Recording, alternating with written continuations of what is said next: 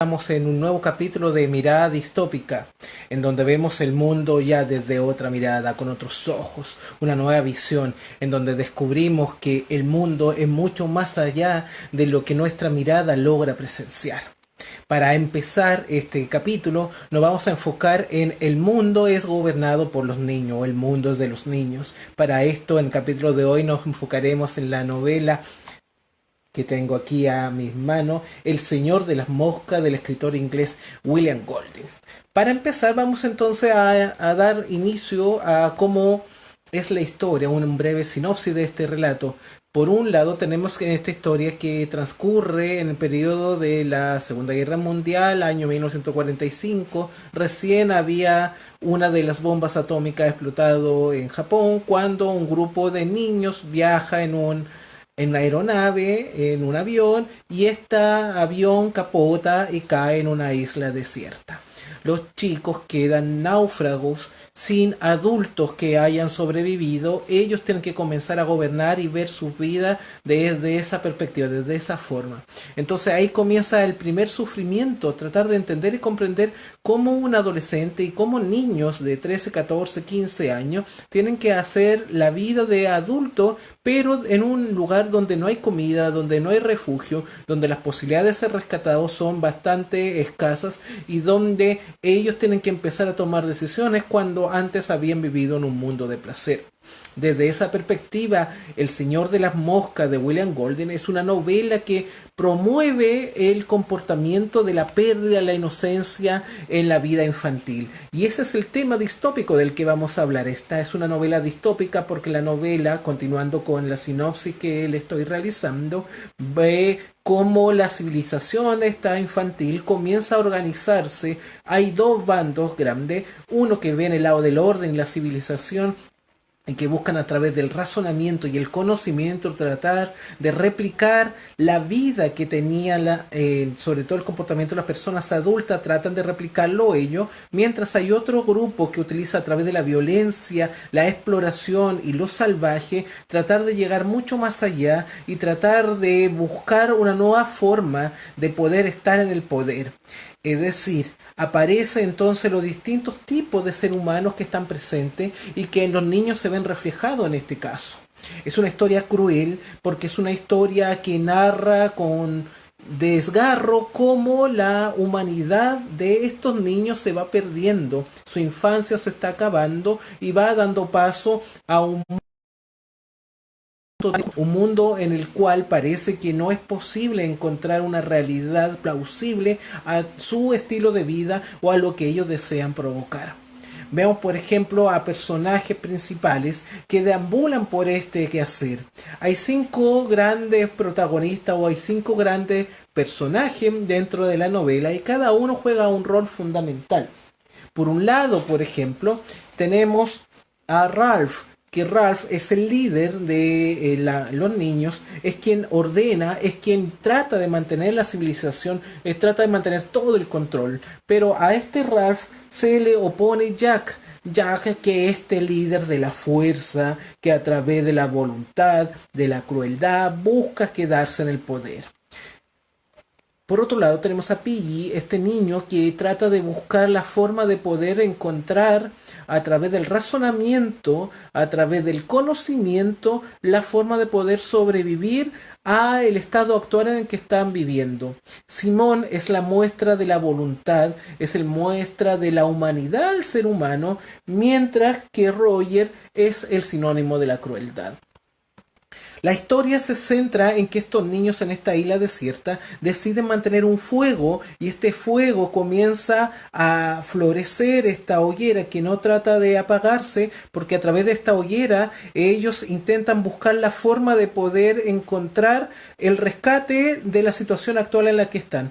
Sin embargo, esta hoguera ofrece distintas circunstancias muy peligrosas para estos niños. Por un lado ofrece seguridad, pero también por otro lado la búsqueda de la exploración. Aquí comienza a avisar el primer ámbito ya de una vida adulta, que es propia del ser humano, el hecho de empezar a buscar y explorar lo que encuentra. La civilización versus la barbarie se ve muy reflejada en esta novela, porque vemos que en el lado de la civilización tenemos entonces a estos niños que tratan de buscar la forma de poder sobrevivir mientras intentan ser rescatados, mientras otro grupo decide explorar en la selva, decide cazar jabalíes, decide empezar a conquistar el territorio y adaptarse a esa nueva forma de vida, teniendo en cuenta que ellos, por ser mayores y tener más fuerza bruta, pueden imponer de un momento a otro el poder que están asumiendo los otros niños. Estamos ante niños que tienen 15, 16, 14 años y que están enfrentados a esta difícil situación, y bajo ese aspecto hay que entender la novela de William Golding, que es un relato crudo de esa realidad. Vemos entonces también que la novela centra su quehacer en el concepto de Belcebú. ¿Qué es Belcebú? Este ser místico, misterioso, al cual los niños le temen, que está en la oscuridad y que es símbolo de la maldad. En el fondo es una simbología de la maldad del ser humano que se está apoderando de estos niños. Ellos están perdiendo la inocencia y se están convirtiendo en personas adultas, a pesar de ser niños todavía mentalmente, y a través de sus acciones están llevando a un mundo adulto, y en ese mundo adulto es complicada la situación que deben enfrentar, porque se ven enfrentados a un mundo totalmente oscuro. La situación se coloca compleja cuando los bandos comienzan a chocar entre sí y comienzan a tomar decisiones. Aparecen los primeros niños muertos y eso empieza a provocar el caos, hasta que finalmente son rescatados por este marino que llega junto con el resto de la tripulación, que durante meses los ha estado buscando. La historia que nos trata William Golding y esta distopía es cómo en los niños han perdido todo inocencia, todo producto que es propia de su virtud, y se han tenido que enfrentar a un mundo totalmente adulto en una época en que no debía haber ocurrido eso, sino que tenían que haber permanecido dentro de su mundo infantil, no con las consecuencias de llevar una vida adulta. Pero vemos nosotros que la realidad está plagada de aquello. El trabajo infantil, el trabajo sexual infantil, la violencia hacia los niños es parte del pan de cada día, que no solamente ocurre en nuestro país, sino que también ocurre a nivel mundial. Vemos esta situación dramática como un gran síntoma de la pérdida de la inocencia y la pérdida de la infancia, como una de las grandes distopías. Se dice que los niños son primero, que los niños son el futuro.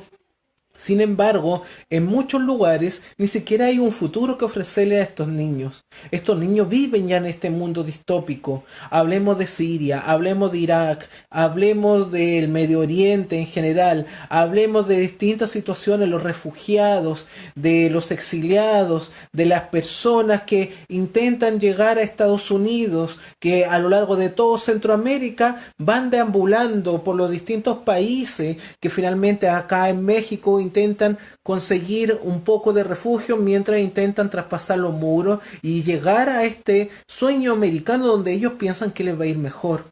Con dramático terror hemos visto durante estos meses cómo varios niños y sus padres mueren ahogados al tratar de cruzar los ríos. La pérdida de la inocencia es propia de nuestra civilización, es propia de nuestra época. El hecho de la exploración, el hecho de uno estar por sobre otro. En África se ve bastante con distintos países y en distintas civilizaciones en donde tratan de gobernarse uno a otro e imponer sus intereses, ya sea culturales, tradicionales, de razas, incluso étnicos, de unos contra otros, que tenemos como consecuencia a esclavos, a gente torturada, a niños y niñas siendo sacrificados a una vida de trabajo, a una vida sexualizada, a una vida condicionada, totalmente distinta a lo que UNICEF y a lo que los derechos de los niños debería ejercer.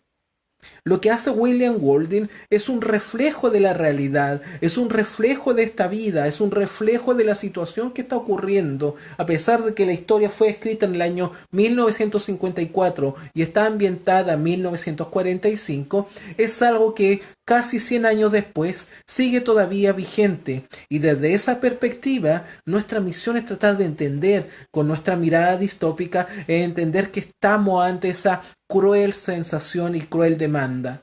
Ahora nosotros desde Chile decimos, ok, nosotros estamos libres quizás de eso. No hay guerra civil más allá del estallido social, pero no es una guerra civil. No hay conflictos bélicos con otras naciones, no hay bombardeos. Los estudiantes tienen derecho a ir a clase, a salud y a otros beneficios sociales. ¿Qué grandes problemas puede haber? El gran problema está en el Sename. Durante mucho tiempo se ocultó las grandes maquinaciones que ocurrían ahí dentro de esa institución que supuestamente estaba en ayuda de protección y de resguardar y restaurar a muchos niños que han vivido una infancia muy complicada a lo largo de sus cortos años de vida.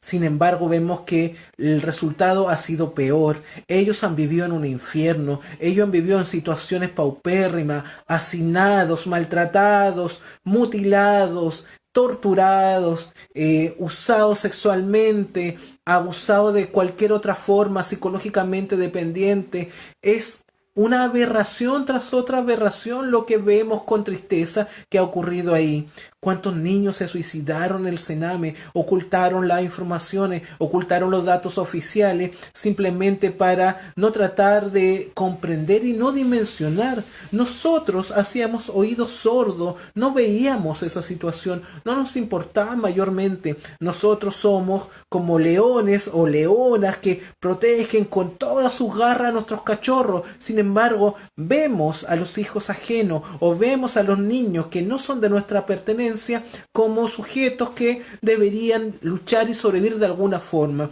Nos queda simplemente esa extraña sensación del pobrecito, pucha, qué lata, qué lástima. Sin embargo, no hay un mayor uso, no hay una mayor abundancia de nosotros en tratar de comprender y de mencionar y castigar y denunciar estos episodios, que básicamente es una muestra distópica de una realidad. Esta realidad distópica no está expresada para todos, está expresada para algunos. Muchos están sufriendo esto en nuestro país, en Latinoamérica, en Centroamérica, en Norteamérica, en África, en Medio Oriente, en Europa, en distintos lugares del mundo. Vemos que esta situación está ocurriendo con mucha diligencia y que lamentablemente hay que actuar. En Asia vemos que muchos niños son usados para los trabajos, para que nosotros finalmente disfrutemos de los artefactos que se realizan desde allá, desde el Asia. Entonces, ¿dónde está ese compromiso? UNICEF nos señala de que los niños tienen derecho a la educación, tienen derecho a la salud, no al maltrato infantil, no a la trata blanca, no al maltrato infantil, no a la tortura, no al trabajo infantil. Y sin embargo vemos que la realidad es otra. ¿Cuántos niños yo he visto y he presenciado que deambulan por las calles pidiendo plata? ¿Cuántos niños los vemos metidos en las drogas, en el alcoholismo, en la delincuencia? Asesinos, ladrones, estafadores, niños que han perdido toda su infancia desde una tierna edad, 5, 6, 7 años, ya consumido en el ámbito de la delincuencia, ya consumido en el ámbito de las drogas. Hemos fallado como seres humanos, hemos fallado en esa condición. La mirada distópica del día de hoy está centrada justamente en esa relación, en darnos cuenta que como seres humanos hemos perdido el norte, nos hemos despreocupado de quizás uno de los principales intereses, que es la perpetuación de nuestra especie, es reflejo de nuestros niños, pero parece que hay niños de primera y segunda y tercera categoría, porque cuidamos a nuestros hijos, cuidamos a los hijos de nuestros amigos. En mi caso como profesor, cuido y protejo a mis estudiantes. Sin embargo, parece que a los que están en el Sename, a los que vemos que están en otros lugares, a los que vemos que están en reformatorio, parece que esos son niños de segunda o tercera categoría. Y esos niños ya están enfrentados a este mundo de William Golding. Ellos ya están lamentablemente viviendo en esta realidad alterada, en este mundo distópico, en esta situación de vivir en el Señor de las Moscas. Belcebú, que es el concepto de esta maldad absoluta, predominante, ya está en ellos. Y desde esa perspectiva ellos tienen que vivir, tienen que luchar y tienen que enfrentarse a ese infierno. La historia de William Golding con el Señor de las Moscas está reflejada en otros dos textos. Vamos a hablar del primero de ellos, que se llama La Isla de Coral, de Robert Ballantyne, del año 1857, que es la historia de tres niños que naufragan en la Polinesia y que intentan sobrevivir justamente a este naufragio en una isla desierta. Ahora, es un texto más o menos antiguo, sin embargo todavía tiene vigencia a pesar de que es más positivista. No es un libro distópico, es un libro más bien de aventura, positivismo, tipo Robinson Crusoe de Daniel Defoe, en donde vemos cómo estos niños ya comienzan a sobrevivir, primero enfrentándose a estos conquistadores que intentan vencer a los polinésicos, y después vemos que son retenidos y enviados y reclutados como piratas. Es una historia que sirve básicamente como antecedente a lo que ocurrió en El Señor de las Moscas. Y la otra novela que también se asocia también a este mundo de El Señor de las Moscas, este mundo distópico donde los niños están en el poder, sin embargo deben actuar como adultos, no como niños, sino desde una mentalidad y un comportamiento de adulto, es el libro 2 años de vacaciones, escrito en el año 1888 por el gran escritor y uno de los fundadores y padres de la ciencia ficción, como es el gran escritor francés Julio Verne. En ese libro vemos, en 2 años de vacaciones, vemos como un grupo de muchachos naufragan también justos a las costas de Auckland, lo que es actualmente Nueva Zelanda, y también enfrentados a esta realidad en donde tienen que empezar a convivir y deambular en un mundo que no conocen y empezar a dimensionar esa nueva realidad. La diferencia con el libro de Golding en que mientras estas dos obras son obras más o menos positivistas y de aventura simplemente, el cambio el libro de William Golding es un mundo distópico en donde vemos el naufragio, pero posteriormente vemos la llamada de la civilización, la llegada a la civilización, la barbarie son los propios niños que se comportan de forma barbárica, la decadencia de la civilización y finalmente vemos el exterminio porque se comienzan a matar y comienzan a perseguirse entre ellos. La maldad predomina en el texto. Es un texto cruel, el de William Golding, El Señor de las Moscas. Es un texto que deberían leer, es un texto en que vemos el reflejo de una civilización que ha perdido y que ha fracasado.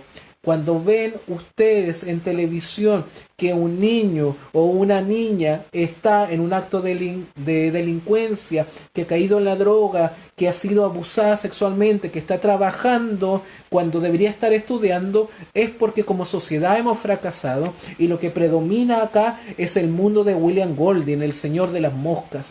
¿Qué es el Señor de las Moscas? El Señor de las Moscas es este hombre paracaidista que ha caído durante mucho tiempo, su cuerpo ya está muerto, está descompuesto y vemos el paracaídas y el resto fósil de este cuerpo que está, pero también es el reflejo del concepto que decía recién de Belcebú, de esta sensación de un ser humano que es vestido con una cabeza de un jabalí. Recuerden que un par de niños se dedican a cazar jabalíes y es el reflejo de aquello. Pero Belcebú sigue siendo el reflejo de la maldad, sigue siendo el reflejo de este ser humano que es incapaz de ver el bien y la bondad de los demás, sino que predomina el exterminio. Es la ley de la selva, la ley de la jungla, en donde predomina el que es más fuerte, no el que piensa o actúa de manera adecuada como deberíamos actuar en una forma civilizada.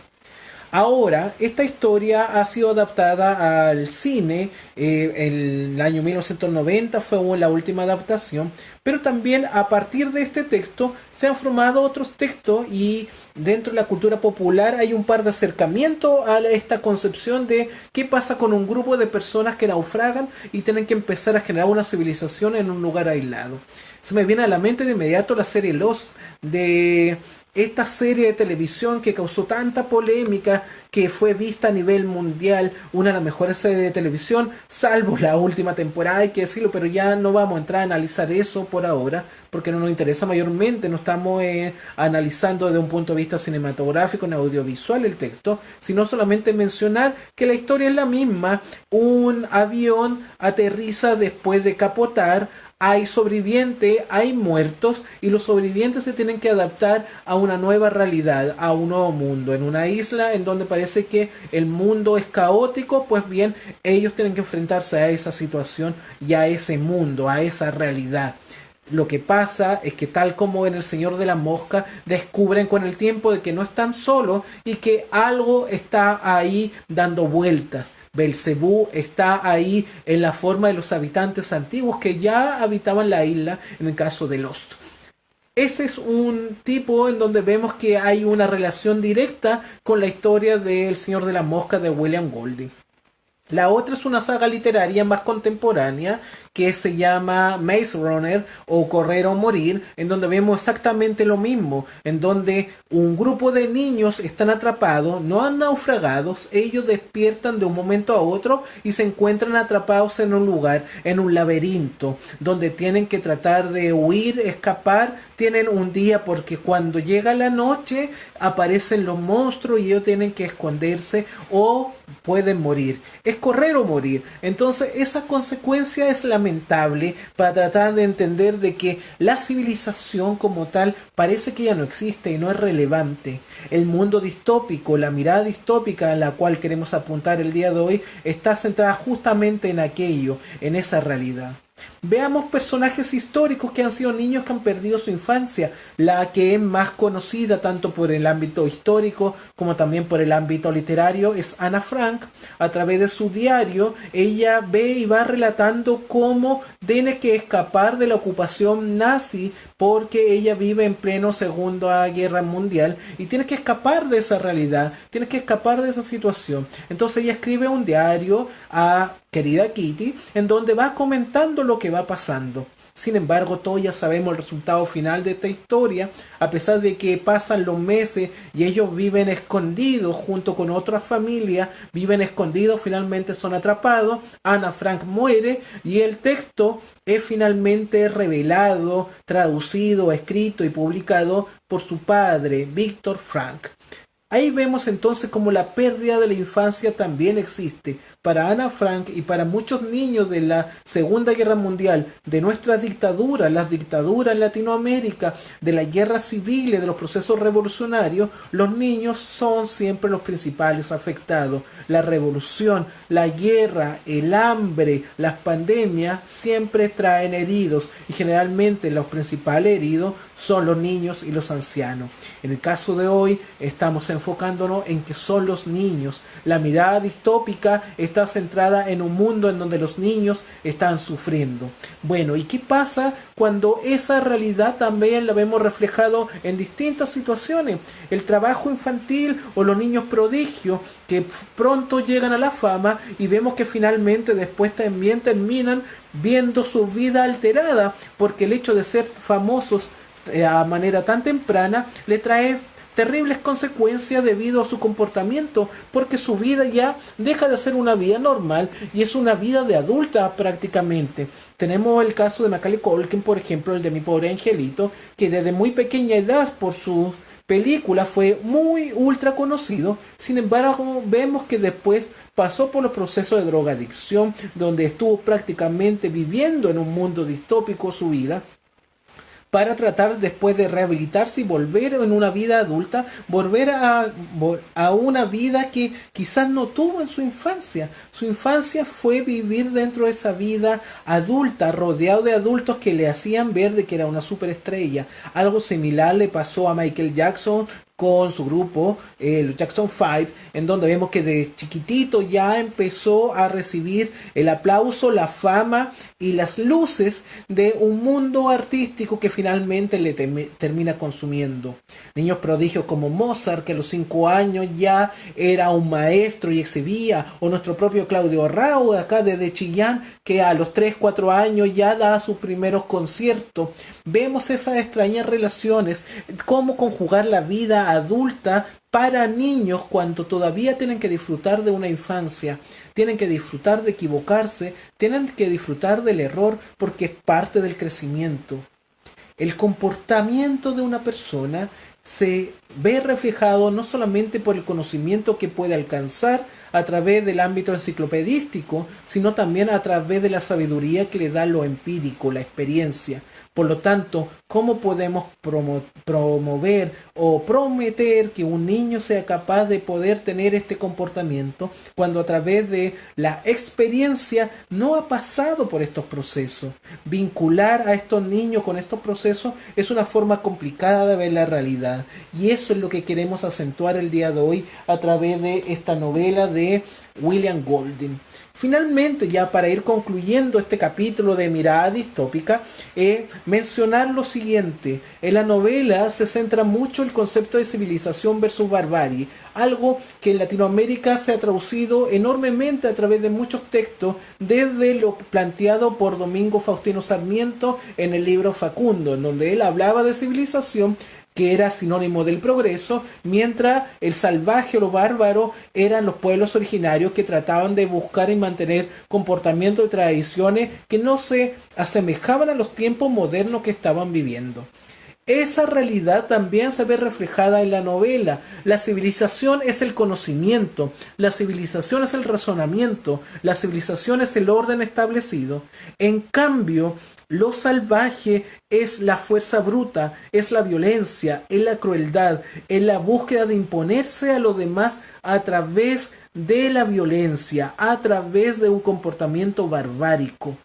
La novela refleja exactamente eso, refleja con crudeza cómo el ser humano pierde, porque como les mencioné hace unos minutos atrás, cuando tú ves a un niño, cuando tú ves a una niña que está realizando un acto indebido, no es propio de la edad correspondiente con ello, es porque como sociedad estamos fracasando.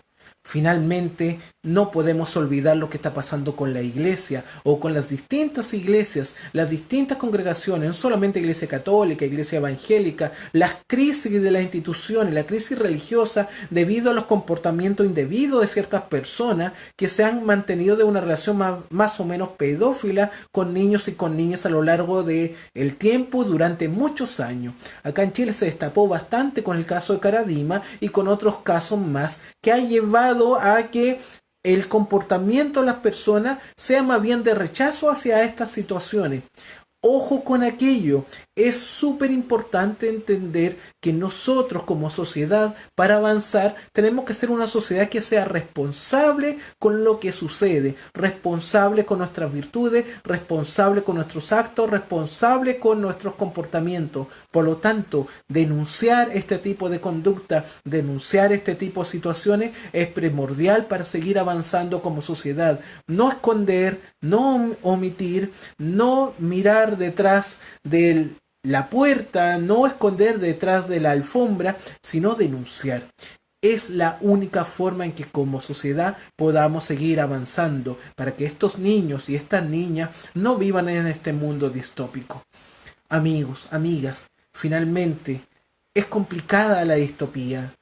La distopía sin duda es un género extraordinario dentro de la literatura, dentro del mundo audiovisual, dentro de los videojuegos, porque te trae el caos, te trae la anarquía, te trae las situaciones inquietantes de cómo sería una posible vida. Ya la estamos viviendo ahora a través de este ámbito del COVID-19 y la pandemia, pero si te das cuenta, vivimos en un mundo distópico. Todos enfrentamos una distopía, todos enfrentamos situaciones distópicas, pero no le agreguemos cierta distopía a estos niños.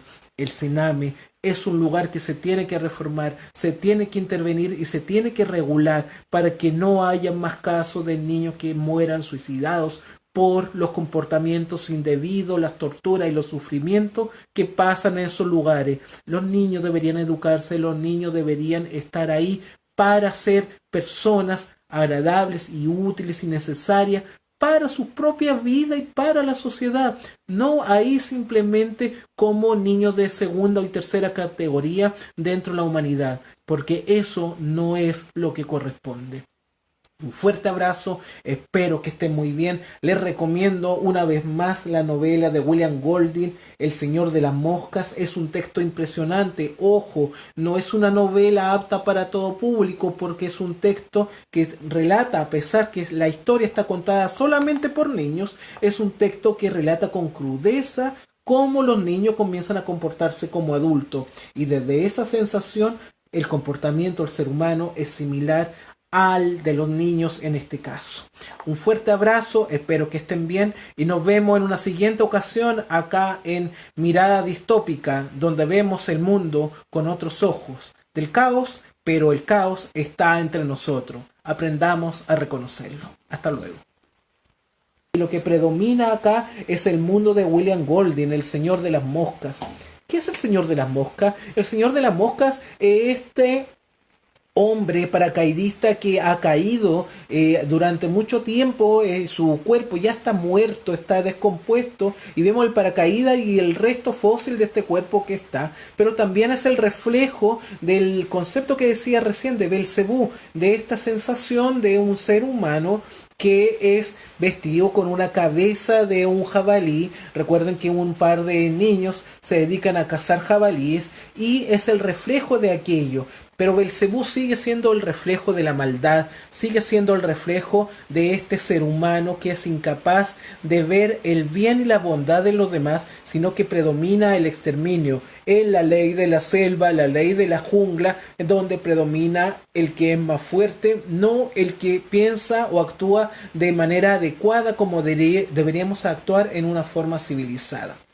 Ahora, esta historia ha sido adaptada al cine, en el año 1990 fue la última adaptación, pero también a partir de este texto se han formado otros textos y dentro de la cultura popular hay un par de acercamientos a esta concepción de qué pasa con un grupo de personas que naufragan y tienen que empezar a generar una civilización en un lugar aislado.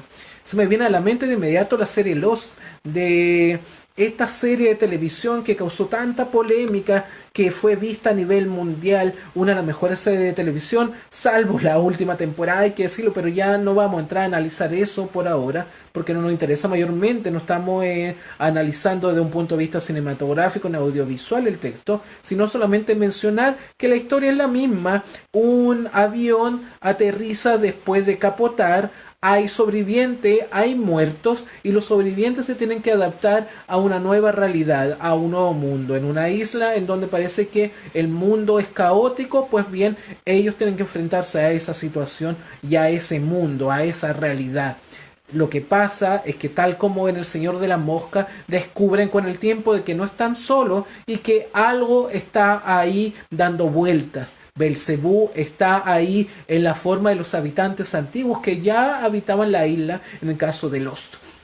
Ese es un tipo en donde vemos que hay una relación directa con la historia de El Señor de la Mosca de William Golding. La otra es una saga literaria más contemporánea que se llama Maze Runner o Correr o Morir, en donde vemos exactamente lo mismo, en donde un grupo de niños están atrapados, no han naufragados, ellos despiertan de un momento a otro y se encuentran atrapados en un lugar, en un laberinto, donde tienen que tratar de huir, escapar. Tienen un día porque cuando llega la noche aparecen los monstruos y ellos tienen que esconderse o pueden morir. Es correr o morir. Entonces esa consecuencia es lamentable para tratar de entender de que la civilización como tal parece que ya no existe y no es relevante. El mundo distópico, la mirada distópica a la cual queremos apuntar el día de hoy está centrada justamente en aquello, en esa realidad. Veamos personajes históricos que han sido niños que han perdido su infancia. La que es más conocida tanto por el ámbito histórico como también por el ámbito literario es Ana Frank. A través de su diario, ella ve y va relatando cómo tiene que escapar de la ocupación nazi porque ella vive en pleno Segunda Guerra Mundial y tiene que escapar de esa realidad, tiene que escapar de esa situación. Entonces ella escribe un diario a querida Kitty en donde va comentando lo que va pasando. Sin embargo, todos ya sabemos el resultado final de esta historia, a pesar de que pasan los meses y ellos viven escondidos junto con otras familias, viven escondidos, finalmente son atrapados, Ana Frank muere y el texto es finalmente revelado, traducido, escrito y publicado por su padre, Víctor Frank.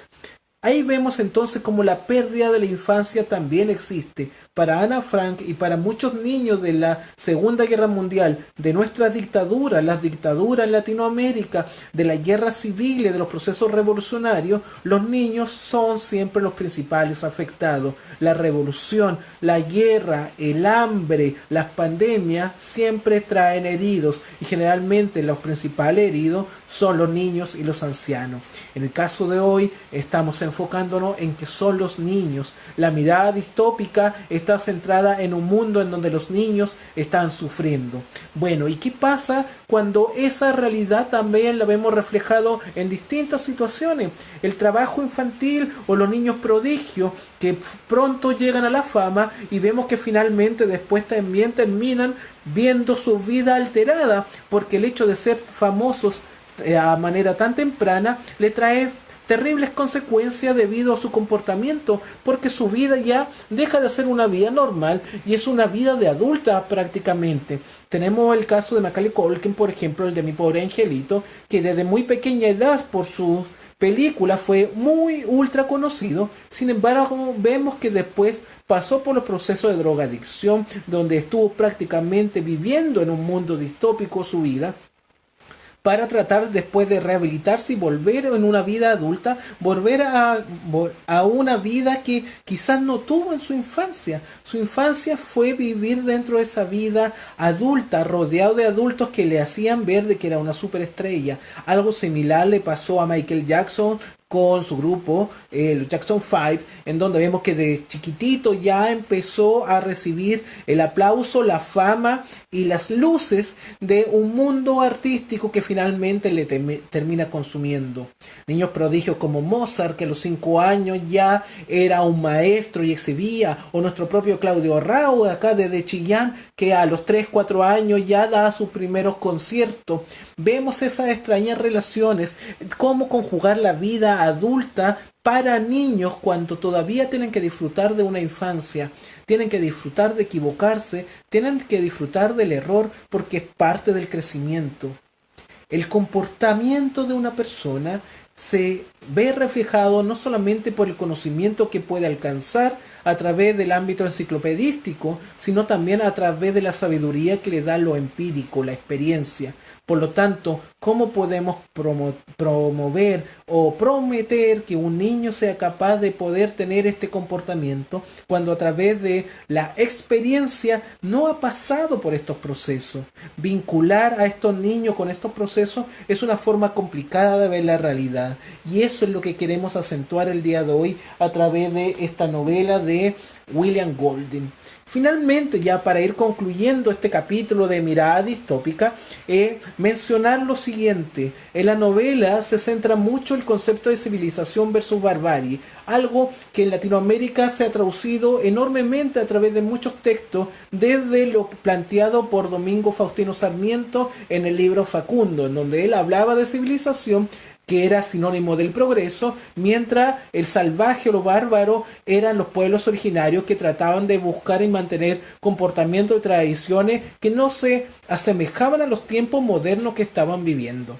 Esa realidad también se ve reflejada en la novela. La civilización es el conocimiento, la civilización es el razonamiento, la civilización es el orden establecido.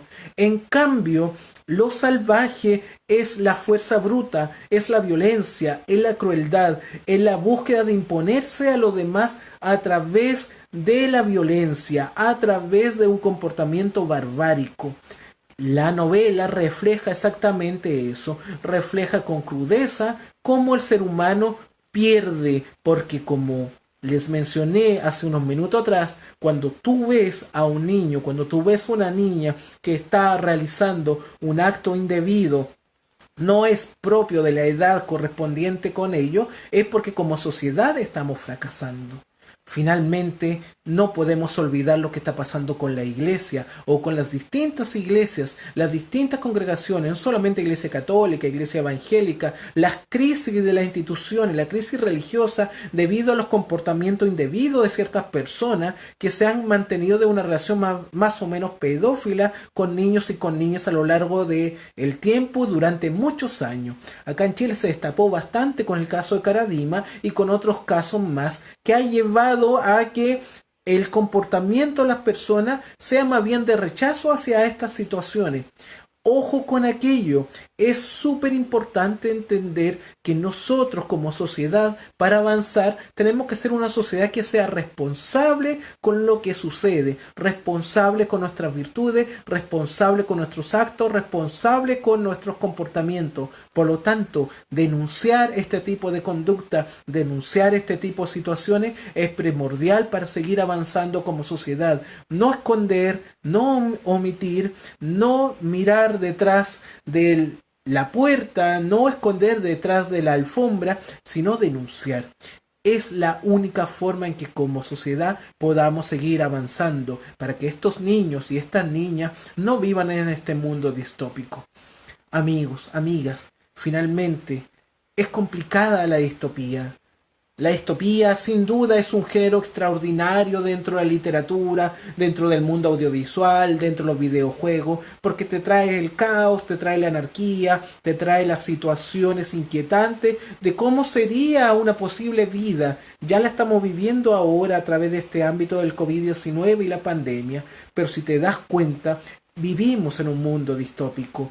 Todos enfrentamos una distopía, todos enfrentamos situaciones distópicas, pero no le agreguemos cierta distopía a estos niños. El Sename es un lugar que se tiene que reformar, se tiene que intervenir y se tiene que regular para que no haya más casos de niños que mueran suicidados por los comportamientos indebidos, las torturas y los sufrimientos que pasan en esos lugares. Los niños deberían educarse, los niños deberían estar ahí para ser personas agradables y útiles y necesarias para su propia vida y para la sociedad. No ahí simplemente como niños de segunda y tercera categoría dentro de la humanidad, porque eso no es lo que corresponde. Un fuerte abrazo, espero que estén muy bien. Les recomiendo una vez más la novela de William Golding, El Señor de las Moscas. Es un texto impresionante. Ojo, no es una novela apta para todo público porque es un texto que relata, a pesar que la historia está contada solamente por niños, es un texto que relata con crudeza cómo los niños comienzan a comportarse como adultos. Y desde esa sensación, el comportamiento del ser humano es similar al de los niños en este caso. Un fuerte abrazo, espero que estén bien y nos vemos en una siguiente ocasión acá en Mirada Distópica, donde vemos el mundo con otros ojos del caos, pero el caos está entre nosotros. Aprendamos a reconocerlo. Hasta luego.